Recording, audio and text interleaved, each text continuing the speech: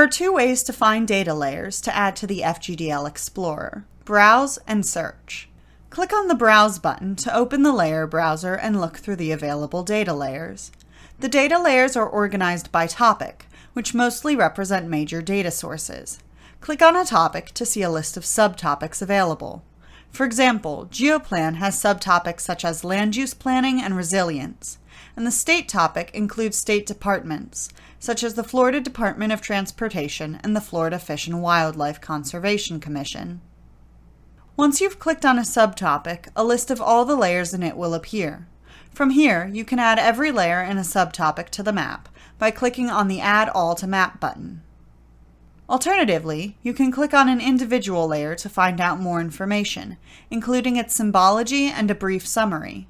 To add a single data layer to the map, click on the Add Layer to Map button.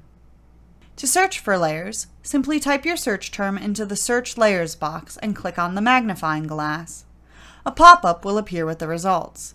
The Show Details checkbox will toggle between a streamlined results view with just the layer name and a detailed view with more information.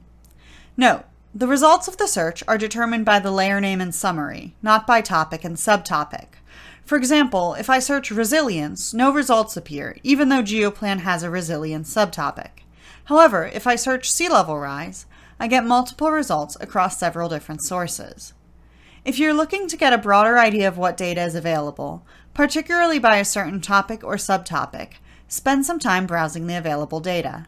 However, if you have a specific idea of what data you're looking for, you can search to see if it's included.